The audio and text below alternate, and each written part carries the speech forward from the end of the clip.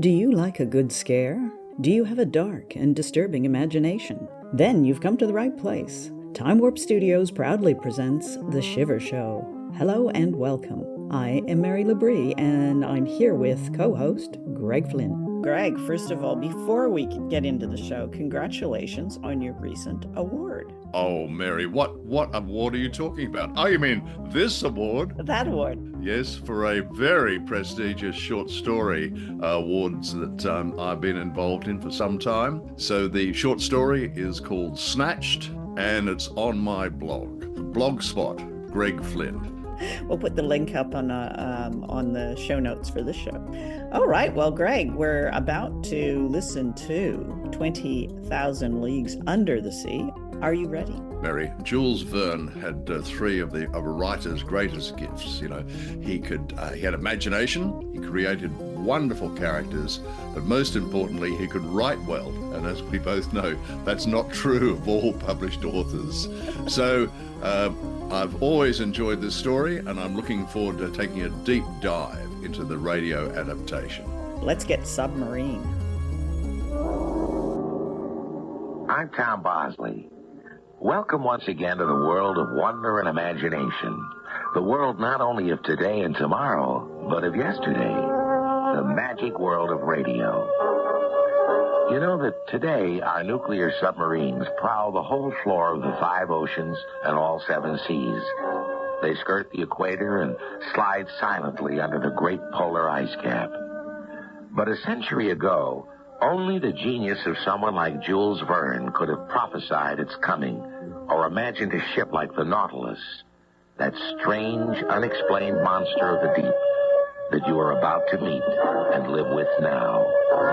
Our tale today is 20,000 Leagues Under the Sea, adapted from Jules Verne's novel for the General Mills Radio Adventure Theater by Ian Martin. It stars Paul Hecht.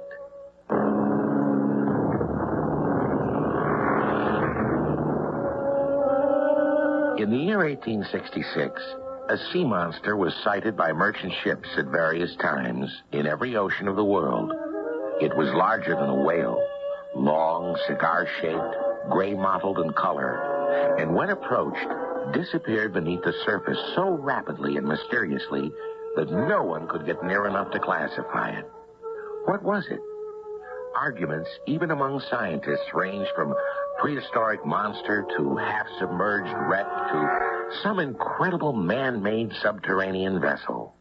For myself, Professor Aronnax, I am convinced it is a machine. That can roam the world at will, Mr. Secretary, submerged for incredible lengths of time, and is at least the size of the largest whale. Incredible, I know, but as Secretary of the Marine, I would value your opinion. Well, then, consider the sightings of Australia and in the Pacific by the steamship Phoenix and the Columbus.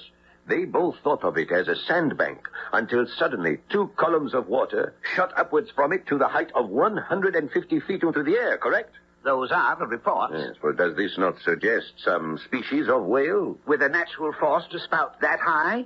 Besides, remember the steamship Moravian? And far worse still, the Scotia? Yes, those 2 ships which were struck. Exactly. Rammed by something powerful enough to pierce iron plates 2 inches thick and rip holes in them 2 yards in diameter below the water line. Now, what animal, what whale could accomplish that? Well, the narwhal, perhaps? But the narwhal is relatively small, some 30 feet. But suppose that bug travels at a speed of 20 to 30 miles, armed with a battering ram like a long lance tooth. Now, let us speculate on an enormous narwhal, a sea unicorn. I hope you're right. But as an American concerned with the defense of my country, I must lean to the other side of the argument, that this is some gigantic war machine. The United States has made its decision. The heavily armed frigate, the Abraham Lincoln, under the command of Captain Farragut, has been outfitted to hunt this creature, machine, whatever it is, and destroy it. Well, I cannot imagine it is anything man-made. Would you care to join the Abraham Lincoln in its search? Well, I am just about to return to France, Mr. Secretary, but why me? Because in your capacity as professor to the Museum of Natural History in Paris, we consider you the foremost marine biologist in the world. If we cannot destroy this terror of the seas, perhaps we can at least identify it. I shall give you my answer before I return to France. I hope it will be yes. Now, I must hurry back to the ministry. Very good, sir. I will have my servant Conseil bring you to your carriage. That is the bell, Conseil. I have it, Monsieur le Professeur. Professor Aronnax? I am his servant, Conseil. I'm Lieutenant Heath, United States frigate Abraham Lincoln. I bear this message from my captain, Captain Farragut. Will Monsieur enter? No, I think I'd better stand by my horse. Will you be so good as to deliver this letter to your master? I'll wait for the answer. As you wish, Lieutenant. Excuse me. Who is it, Conseil? A message from Captain Farragut. Aha. Let me see. Doctor. Something is wrong. Oh, the monster has been sighted in the Pacific, off the coast of Peru. I am invited to sail on the American ship to track it down. Well, what do you think, Conseil? Whatever pleases Monsieur le Professeur. There is a lieutenant outside the door who awaits a reply to his captain. Well, will you go with me? Oh, where else, monsieur? Shall I tell the lieutenant? No. I will tell him myself. Finish our packing. We should sail from Brooklyn with the tide. Oui, monsieur. Lieutenant, I am Professor Aronnax. At your service, sir. What message do I bring my captain? That I and my servant accept a gracious invitation from him and the United States and will be aboard before the tide turns. Monsieur Pierre Aronnax? Yes, the same, and this is my servant, Conseil. Conseil. I'm Captain Farragut, and the large gentleman beside me is Canada's gift of whalers, the finest harpooner in the world, Ned Land. Pleased to make your acquaintance, Professor. Conseil. I am particularly pleased to make yours, Mr. Land. We will need all your skill if we are to capture this creature who has managed to terrorize the world. Lieutenant Heath, have we slipped mooring? We have, sir. Very well. Full engines ahead. Set the men to the shrouds. We'll clap on all sail before we clear the headland. And so began the great adventure, with all of us straining forward in anticipation, almost as though the monster would come boiling out of the water the moment we had cleared the harbor. But it was to be many weary days and weeks before that happened.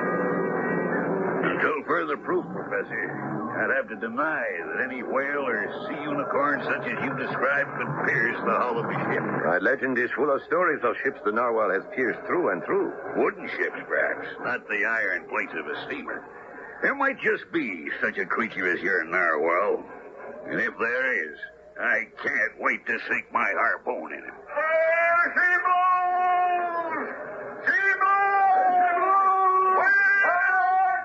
Well, Mr. Land, you may just have your chance.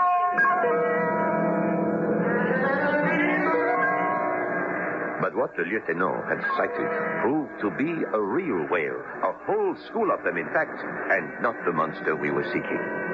Still, the encounter was to establish one thing, that Ned Land was a formidable friend, and his skill with a harpoon was beyond belief. There she blows, Mr. Land. Which side shall we come up on her? Steady as you go, Lieutenant. Lift up hard to starboard as we fetch her. Heads up, backslash. We're headed for a kill. Just as she runs.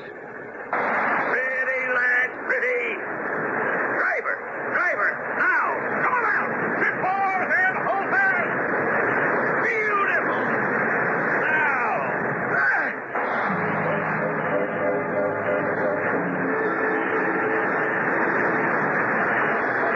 The harpoon throw was unerring. The barb bit sure and true, and suddenly, as the great mammoth reacted to the strike and sounded deep, our frail boat was streaking through a white, curling foam. Flag off on the line. Let her run. Let her sound. She's ours, lads. She's ours.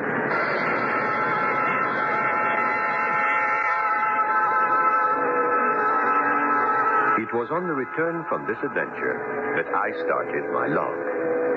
Its first entry, 6th of July, 1867. We have finally rounded Cape Horn at the tip of South America. We are now beating up to the northwest into the great body of the Pacific, and Captain Farragut has gathered all of us on deck. Now, we've just rounded the Horn, and all of you on board know what we seek. I'm empowered by the United States government to offer prize for the first man to sight this scourge of the seas, whatever it is. The prize is a purse of $2,000.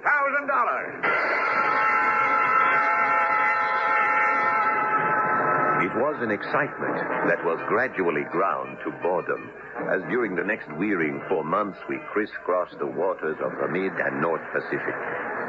Finally, on the 5th of November, with the coast of Japan only about 200 miles to leeward, the great moment arrived. Night was approaching, and 8 bells were striking. Every eye, telescope, set of glasses was still fixed on our horizons. Look sharp, Conseil. This may be the last chance of pocketing that $2,000. If I may be permitted to say, monsieur, I never counted on it. You are right. It is a foolish affair, after all. So much time and emotion lost. When we could have been back in France 6 months ago. We in your smart apartment. And the museum, with all the specimens we had brought from America. She blows! But this is no whale. This is the monster we seek. I claim the $2,000. Everybody on deck to check me out. Way ho! Way ho! Whatever it is, there she blows! At 2 cables' length from the ship, on the starboard quarter, the sea was boiling. In the center of it was the mass, the reality, the strange center of a violent activity. What was it? What could it be? That would have to wait for closer inspection. An inspection I might have been well counseled to leave alone. Because what had turned out to be a roundabout trip back to France was suddenly about to be a wild trip beyond imagining. A voyage that, before it was finished, would add up to 20,000 leagues under the sea.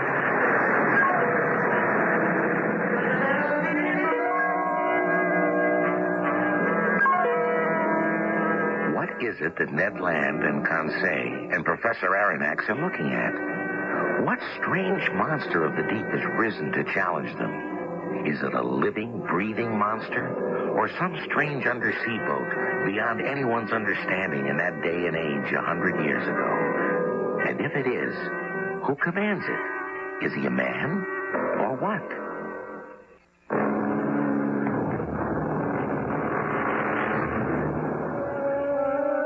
The chase is on.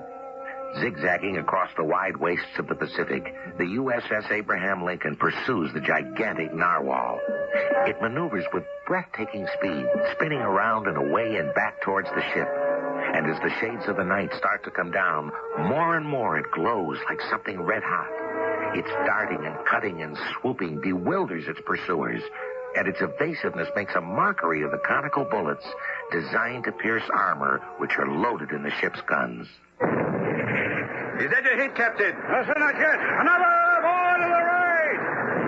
Keep your eyes on it, Mr. Aronnax. Hey, right on target. Well, it slid off without damage. Full steam ahead. I'll pursue that beast till my ship bursts. How fast are we going, Captain? 19 3/10 miles. It can't outdistance us. Would you break out the small boats to attack, Mr. Land? We'll never take the beast that way. So what would you advise? I'll post myself by the bowsprit. Just get me within harpooning distance, and I'll strike it. I'll join you, Ned. I wouldn't miss this for anything. And I will not leave my master out alone. Very well. Come along, Conseil. Good up, no 3. I'll try to bring you within range.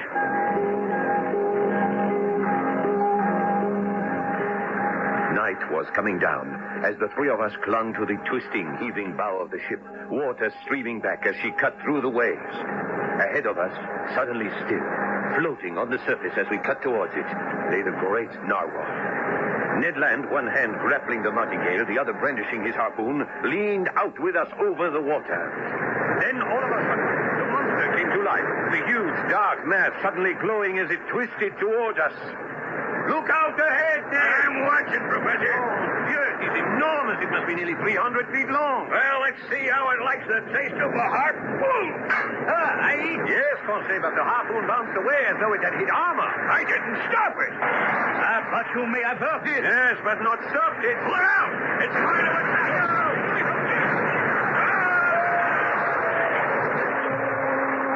The fearful shock that rocked the frigate catapulted the three of us into the water. It was dark by now, and thrashing about, I was conscious that our ship was disappearing into the night. I was struggling and yelling. Help! Help! If Master would be on my shoulder, he could swim with more ease. Jose, it is you. Oui, Master. And our ship. When I threw myself into the sea, I heard men cry that both screw and rudder were broken. And we are lost. Oh! Professor, are you there? The same. Still seeking his prize. You were thrown into the sea as well. Yes, Professor. But more fortunate than you, for I found a footing on a floating island. What are you talking about? And discovered why my harpoon was useless. I don't understand. Because, Professor, your gigantic narwhal is made of sheet iron. It's lying just under the water, and we can stand on it. Before I could reach for it with my feet, the strange machine came to meet us and carry us above the surface of the ocean. Desperately, we clawed and found a sort of tap rail to cling to. As long as it sails horizontally, I don't mind. But if it takes an ocean to dive, we're all goners.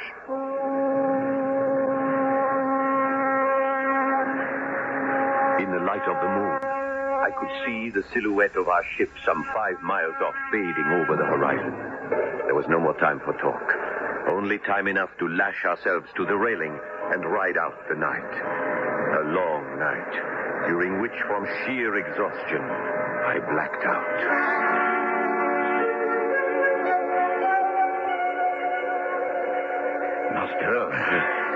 Master. What is it? Conseil? Yes, Master. Where are we? Oh, it's dark. I can see nothing. We are inside, Monsieur. They came for us. What? Who came for us? 8 of them. Masked. Ned, is that you? No one else, Professor. Who were these masked men? They came from inside this ship, armed, and forced us into captivity. A ship? Aye, your giant narwhal is no freak of nature. It's man-made. Yes, Master. A huge vessel that does sail upon the sea, but beneath it also. This is a submarine ship. Who knows how deep in the ocean we're buried? Well, who commands it? We don't know. For all I know, they're pirates. But I still have my bowie knife, and if there's any trouble... Ned, no, there's no point in useless violence. Let us first study where we are, and, if possible, why. I have been unconscious, but it seems you were not now. Tell me what happened. But he had little to tell me, beyond the simple facts that 8 masked men had driven us into the dark, confined cell in which we found ourselves, and that the language they spoke, however little it was used, was unfamiliar. Apparently, we were prisoners. But of whom? For what reason, and what our fate might be, was as mysterious as the room we were shut fast in. A room which had no break in its smooth walls, save for a door, which we discovered... What the... Lights. But they don't show us much we don't already know. What time is it? No idea. Except for my stomach. That says it's dinner time. If so, we must have slept 24 hours. And what we were given to drink after they hauled us aboard must have been drugged. That is very possible. I wonder what they mean to do with us. Starve us to death, maybe. I'll make them pay us some attention. I'll break the door down, or cause enough excitement to get someone here to stop me. Calm yourself, Mr. I can't, Professor. I'm a man who wants results. Which you can get without forcing the issue if you'll only take time to see that the door is already opening.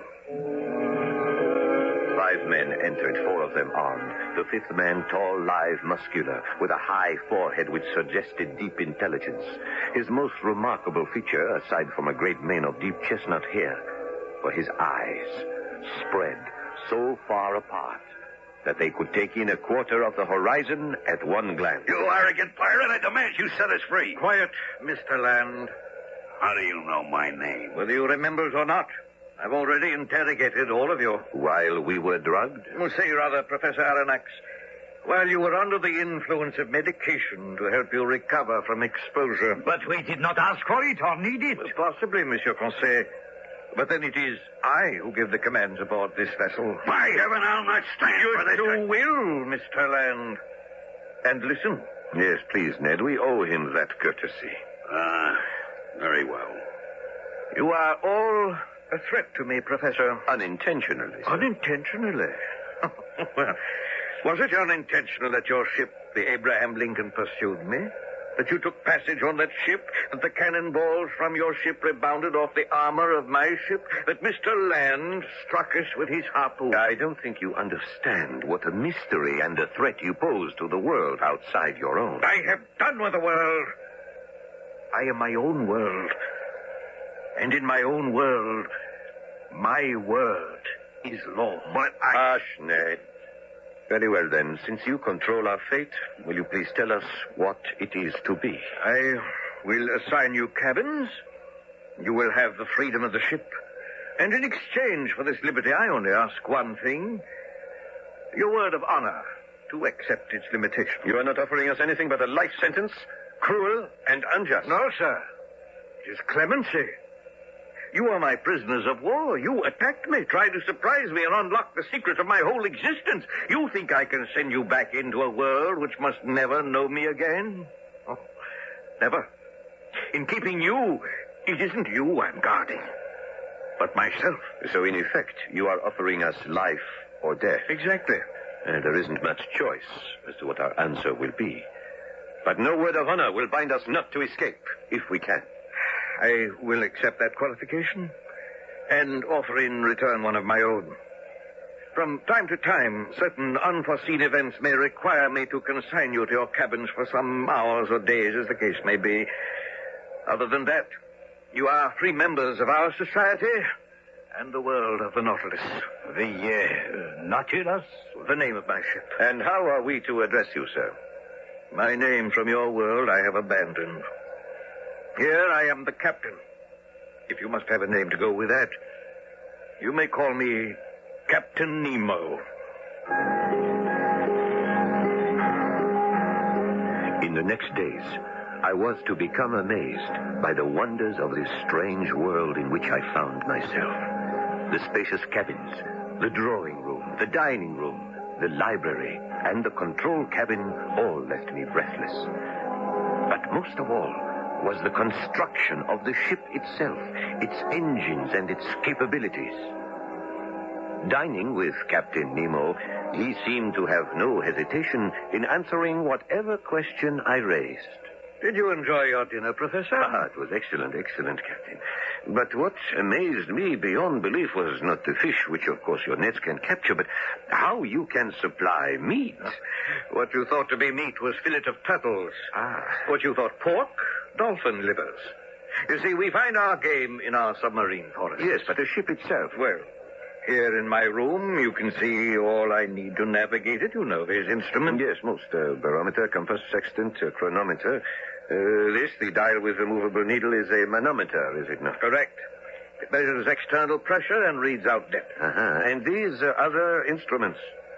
Do you really want to know? Well, I don't want to pry into any secret. Oh, my dear Professor Aronnax, I need have no secrets from you. I am grateful for your trust in me. Oh, it is not a matter of trust.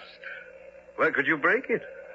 Since I can assure you your life belongs here on the Nautilus, I will not permit you or anyone, including myself, to leave this ship alive. The incredible Captain Nemo, captain of a ship built a century before its time. A sleek submarine run on power drawn from the sodium in the seawater, capable of speeds up to 50 knots an hour. Constructed to travel on the surface or submerged to the deepest trough in all the oceans. The Nautilus, queen of the sea, a world to itself, and at the same time, a prison from which no man could escape.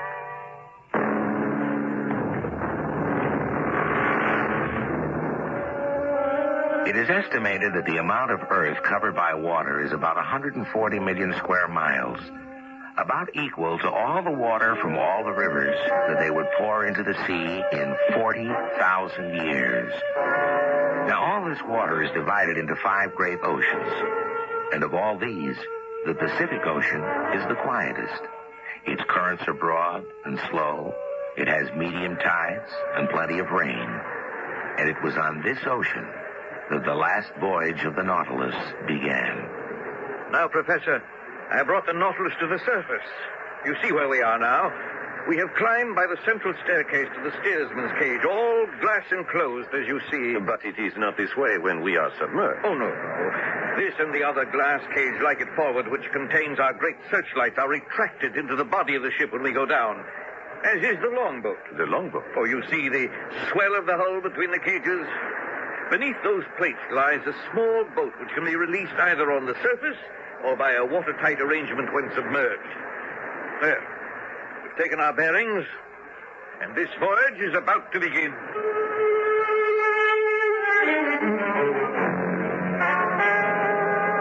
We've got to make a plan to seize this ship, Professor. Yes, but how, Ned? Well, you've talked to the madman. How many men are aboard?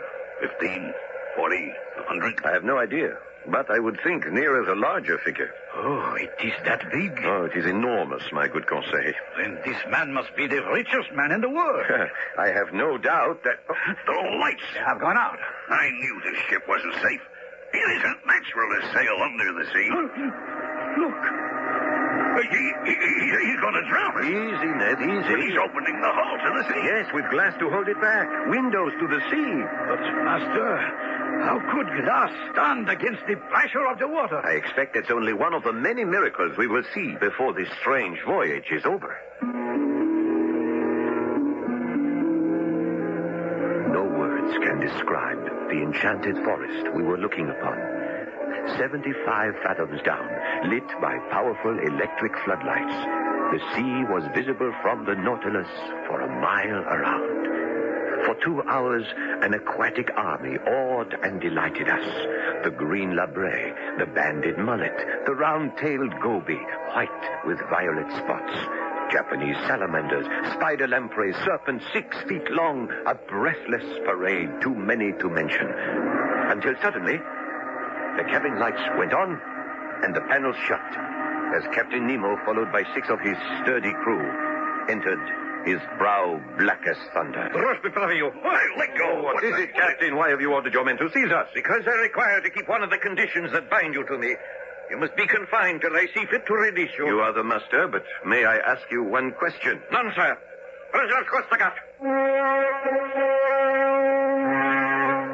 We were hurried to the same cell in which we had spent the first night.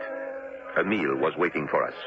A meal that must have been drugged, for shortly after eating it, all 3 of us were dead to the world, with no knowledge of what had happened during the night. When we woke the following morning, only I was given some glimmering.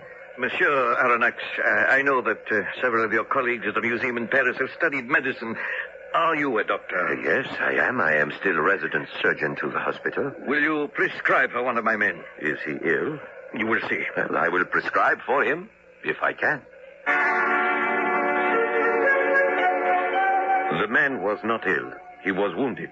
Badly. A dreadful wound, some blow which has shattered the skull and hopelessly damaged the brain. Well, Monsieur Aronnax? What has caused this wound, Captain? It does not matter. Will he live? The man does not speak English. He will not understand. Very well.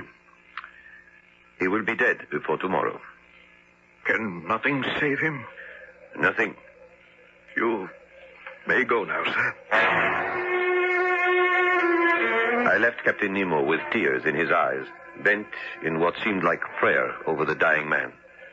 And that night, and for many to come, we saw nothing of him. But his presence was felt nightly as he played a great pipe organ whose oscillating tones filled the Nautilus as she sped through the ocean depths, headed we knew not where.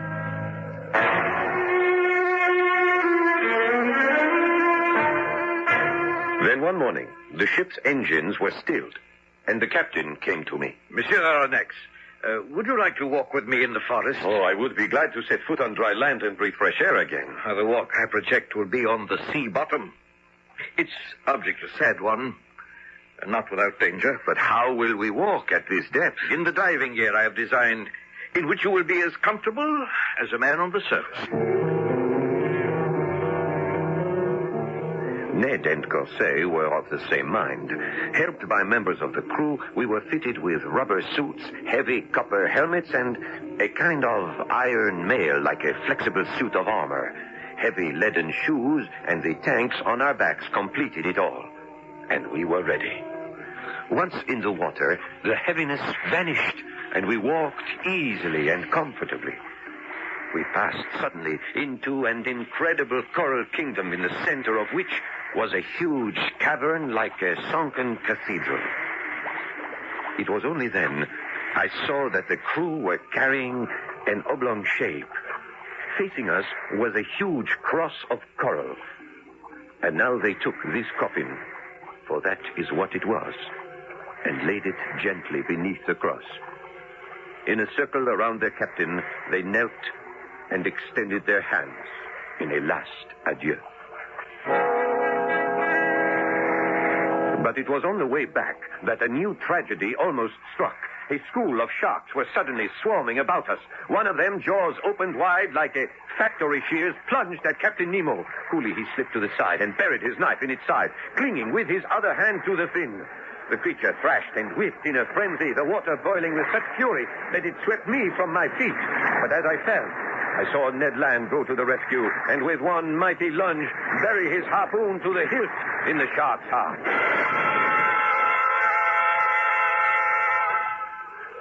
Are you all right, Captain Nemo? Quite. Thanks to you, Mr. Land. I owed you that one. Makes us even. Now will you let us go? Never. You expect us to live and die aboard this boat? It is the world I have chosen. Not the one I did. You chose to invade my world. I leave yours alone. What about that dead man you buried today? How'd he get killed? Be silent. That wound was no accident. He got that in a battle. Who told you? What is it you're trying to revenge yourself on? Who are you? That secret will go with me to my grave. If my men and I are outcasts, it is because we want to be.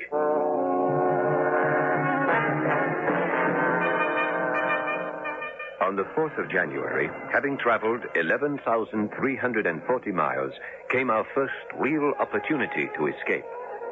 I was up with Captain in the helmsman's cage as we sailed on the surface near the coast of Papua, when suddenly... An accident, Captain? No, an incident. Yes, but we are fast aground in open sea. The tides are not strong in this ocean. You have little hope of setting the Nautilus free. It is true the tides are weak, but have no fear. In 5 days, the moon will be full and we will float again. Now, if you will excuse me, I have duties below. Professor. Yes, Ned. Now's our chance to escape. We'll all have to leave this ship. For you mark my words, this piece of iron will navigate neither under or over the seas again. Yes, I don't despair as you do, Ned. I will give the captain his 5 days to see what the moon will do to float us off. The captain is right, friend Ned. What can I say? Just to set foot on land again, to find some game, some fresh meat. Now it is Ned who is right, master.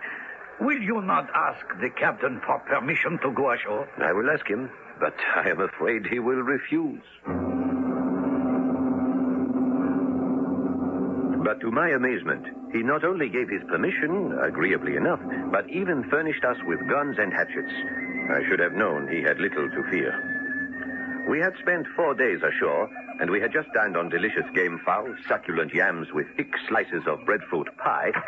What was that? Got some fruit from the cabbage palm. That was a spear. Savages! Look, there must be 50 of them. Can we make it to the boat? We'd better, or they'll be the one filling their stomachs, and the dinner will be us. Ship-oars, Ned, ship-oars. We have reached the Nautilus. Hurry, Professor, hurry. They're right on our tail. No, come on. No hurry. All will be well. Not if those headhunters get to us. Nothing to fear from them.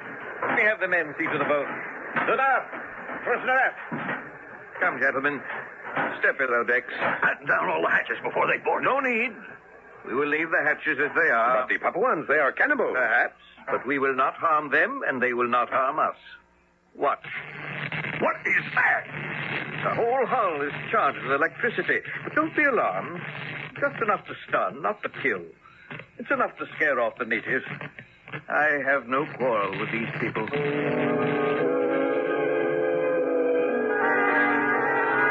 What can I say of the miracles performed by Captain Nemo, even to the fact that just as he had predicted at the exact hour, the 5th day, the last waves of the tide lifted the Nautilus again to continue her endless journey under the waves.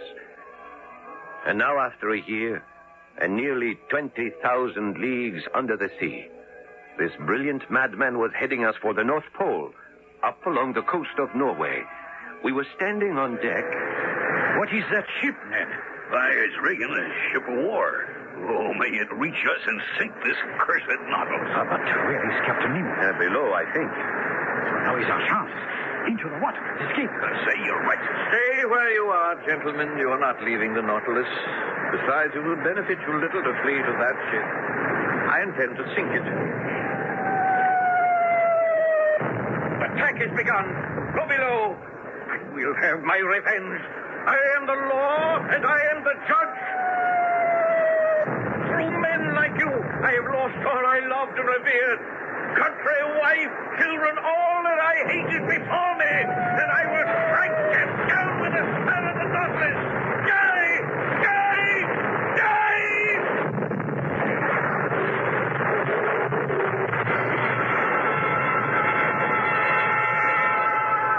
The bowsprit of the other ship, as we crashed, peeled back the helmsman's cage and spilled Conseil, Ned, and myself into the sea. Frantically, we swam away as the two vessels, still locked together, went down into the sea, almost sucking us down after her. Had it not been for Ned's strength, we would not have escaped. And only we three did, picked up by a Norwegian fishing boat. The strange ship that attacked us was lost with all hands. Captain Nemo and his men chose to go down with the Nautilus to a watery grave. Or did they? Perhaps they still roam as free as any undersea creature beneath the waves. Of course, whatever happened to Captain Nemo, he and his boat must have long ago disappeared, since our adventure happened over a century ago. Captain Nemo was before his time. Today, with all the submarines in the world, Captain Nemo would find his private world a little crowded.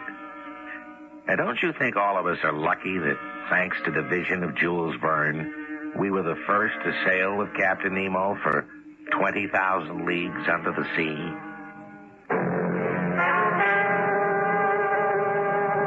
Our cast included Paul Hecht, William Griffiths, Ian Martin, and Jackson Beck. The entire production was under the direction of Hyman Brown. Greg, we've listened to 20,000 Leagues Under the Sea, a General Mills production, 1977. What did you think? Way-ho, there she blows. It's the Nautilus. Did that sound very convincing? No, I don't think it sounded convincing. Even I think I've let myself down there. But it was an exciting romp aboard the Nautilus, an excellent production with spirited acting, and that keeps the listener guessing. I'd agree with that. You make a very convincing whaler, Greg. But nevertheless, then this radio adaptation of Jules Verne's classic, and I do mean classic novel, you were compelled from the start to stay with them. Absolutely. It was actually a wonderful production. I enjoyed this a lot. So this is based on the 1869 novel, and it was made into a series as well, and for some publication by Jules Verne. So a long time ago. And I guess based on he would have been inspired somewhat by early submarine technology, which was quite limited at the time, right? Indeed. No, it was an excellent production, I agree. And the acting was spirited, and it just kept you guessing. So I must say I'd forgotten most of the plot. And so the question is, will the captives escape or not? Is one of the key questions there. And admittedly, I'd forgotten because all my memories are really around, and I didn't see it in 1954, I should say, but the Walt Disney film of the same name. And I've got to say that unfortunately made me, throughout this particular, listening to this radio play, I kept waiting for the giant squid. I kept saying, where's the giant squid? Because that was the highlight of that Disney movie. The giant squid was definitely upstaged everything else that happened before or after. That's why I've completely forgotten the plot. All I can remember, as a child is that squid. Oh, yeah. Holy calamari, right? Oh. Yeah, so it was wonderful. There's a couple of things about the story that I really like. So in the original story, we've got Captain Nemo, this international man of mystery. And you're not really sure where he's from, but you know that this is a person who is very upset about European imperialism and wants to escape that whole scene, if you will. And so I always thought that he was either Chinese or Japanese, because those two nations were, of course, very against imperialism and very isolationist. But apparently in a later novel, it's revealed where he's from. Did you know where Captain Nemo was from? No, I must say that I haven't read The Mysterious Island, which was a sequel in inverted commas to this one, where Captain Nemo comes back from the dead, literally a bit Sherlock Holmes-like when the author tried to write him off and the fans wanted him back. But no, tell me, Mary, where did he come from? He's from India. Ah, yes. I had read that. Sadly, I read it via Wikipedia, not from the novel. Yeah, and apparently the publisher, when he wrote the original novel, thought that would be inflammatory to actually reveal that he was from India, given the politics of the time. And so he encouraged him to, make it vague where he was from. In terms of Captain Nemo and his slightly strange name, it turns out that it's the Latin for no one, and it comes from Odysseus, the Greek legend, the epic poem by Homer, where Odysseus says that his name, and he says it in Greek, is no one, and this was changed to Latin for Nemo. That's deep, Greg. Well, it's rather obscure. I like it. It kind of makes me think of Neo and Matrix, who I think there's also some mysticism around that also. And finding a certain colorful fish. Yeah, that's by far the best pop reference. So we've got this cast of voice actors, and it was a bit of work. I'm just going to check my notes here. Greg, I had a bit of trouble getting the cast names. Did you find this also? I eventually found some of the cast names, but in one of those infuriating things that they do with a lot of these vintage radio shows is they just don't attribute the actor to the character. Yes. Makes it very confusing. So, we have Paul Hecht was one of the actors. Now, he had a television career which included Starsky and Hutch, and these are guest roles, Starsky and Hutch and Remington Steele and Miami Vice. And there was another actor in there, William Griffiths, who appeared in Remington Steele as well. However, they're not actually attributed. Only we have the wonderful Tom Bosley, who's the host, who, of course, was Howard Cunningham from Happy Days. Yeah, the dad. He's got the dad voice, right? Mary, just a quick question.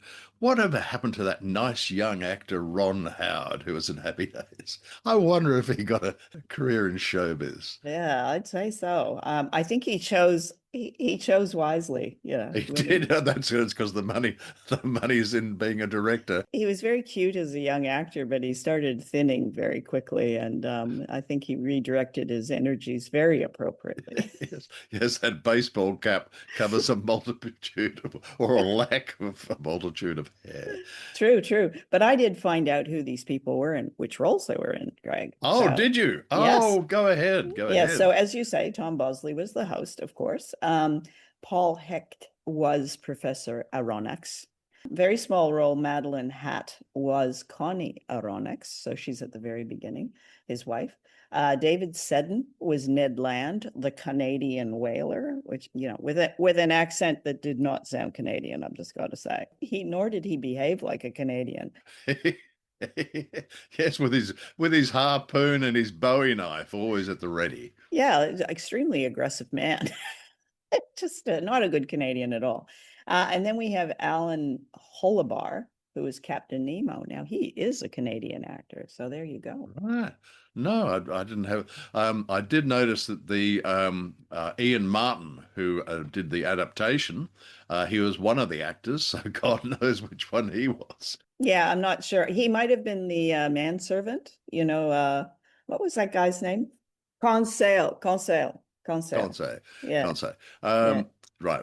Well done, Mary. That's great research. But I was going to praise Ian Martin because once again, you've got this massive novel which they have to condense into a radio play.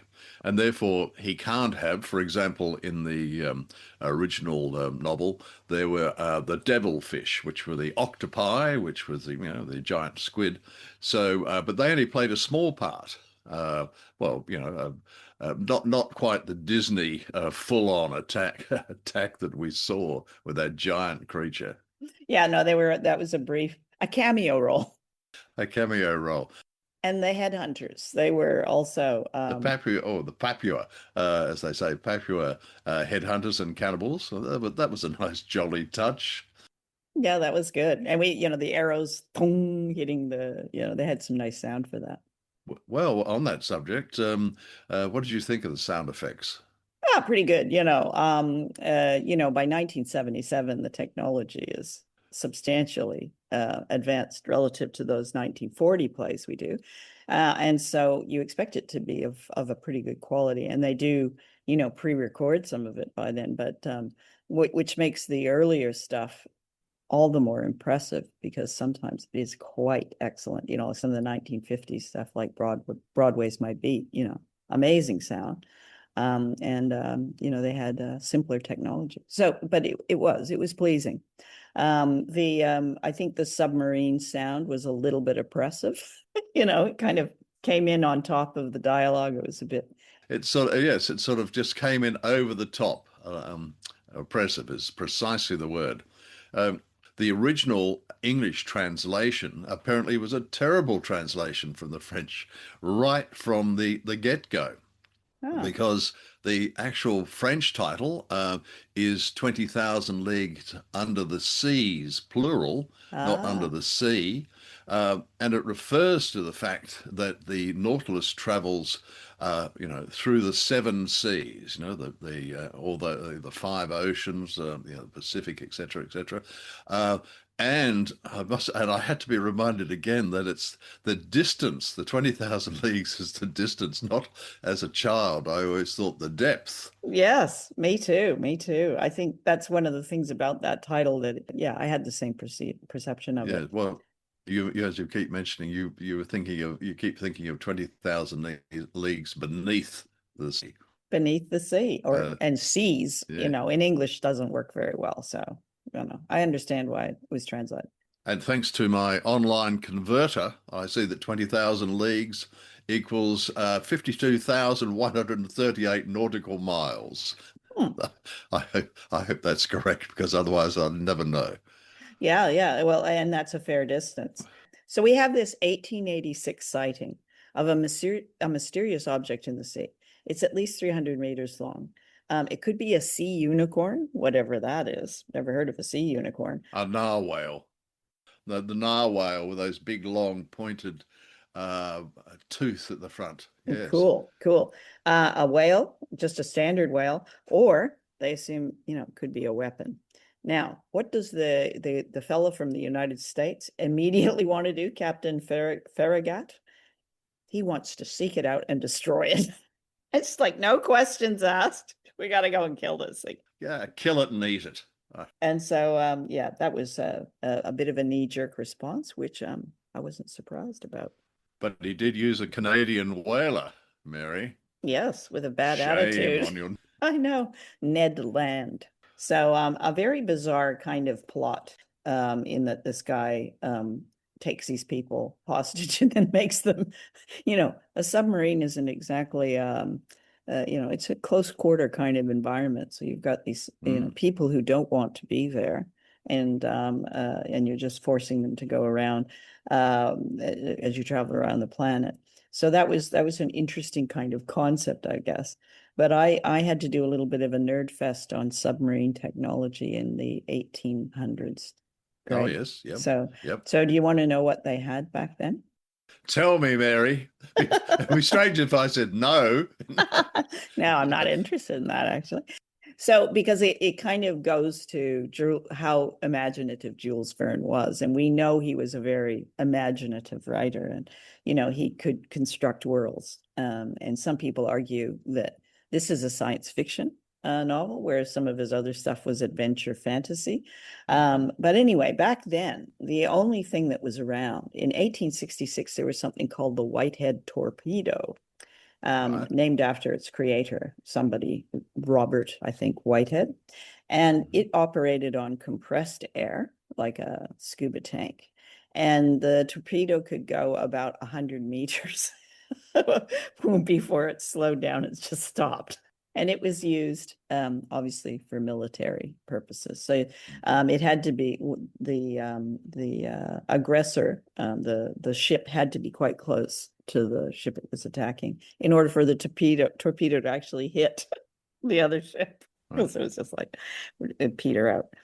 So that was the only thing that was around that was of a submarine nature. And the other thing was they had just started the network for the transatlantic submarine cable for telegraphs and so on. So that was the only other submarine thing that was around at this time. So to come up with a ship that worked on sort of like a sodium electrolyte engine, because he was talking about that, and had lights, and could lift up and see areas, and could rise and fall, and could open up and let people come into it, and then it could go down. Like those were all new ideas. Oh, that's fascinating, Mary. It's fascinating. I've got, and just briefly in regards to my experience with submarines, when I was a journalist, I went out for a couple of days out into the Pacific Ocean on an Australian Navy submarine. And let me say that it was, one, claustrophobic, two, smelt of, and I assume it's diesel, whatever it is, okay, and also not a lot of privacy. So you're sleeping in cramped conditions, relatively cramped conditions, and also the showering. Now, nobody pointed that you can indeed shower on these things, but sadly, it's behind this little plastic. This little plastic pull across screen type affair, but it's it's almost in the open cabin. I just remember, I don't know whether I was cut out for it, but after 2 days, particularly this dive, and it go, oh, there goes breakfast. It just sounds dreadful. It really does. The best part, though, was coming to the surface and going up into the conning tower. Now that was great fun. I felt, like there she blows. I mean, it must be super funky, the air quality. Was it? Yes, well, there was a lot of Australian men trapped in what it is, a steel tube. Oh, no, thank you. No, thank you. Anyway, thank you for adding that additional flavor and reality to our podcast, Greg. All right. Well, Greg, any parting thoughts on 20,000 Leagues Under the Sea? I believe this is a pro tip that people who are coming to this for the first time, they should have a warning for those who suffer from thalassophobia. which is a fear of the ocean and deep water in general, but more importantly, the fear that's what's lurking beneath that water, very Jaws-like. And so thanks to Jules Verne, we know what's lurking beneath the surface, and that's nothing good. And for me, the thought of being confined on a submarine for over a year does not sound very appealing, but I do like the idea of being rescued by a Norwegian ship. Why, we've got all those chaps in their woolly turtleneck jumpers and all that blonde hair and those blonde highlights. That's strapping chaps, broad shoulders. You've summarized it perfectly, Craig. Good night. Good night, Mary. That's our show for tonight. You can find The Shiver Show and Time Warp Studios on our website, which is timewarpstudios.com.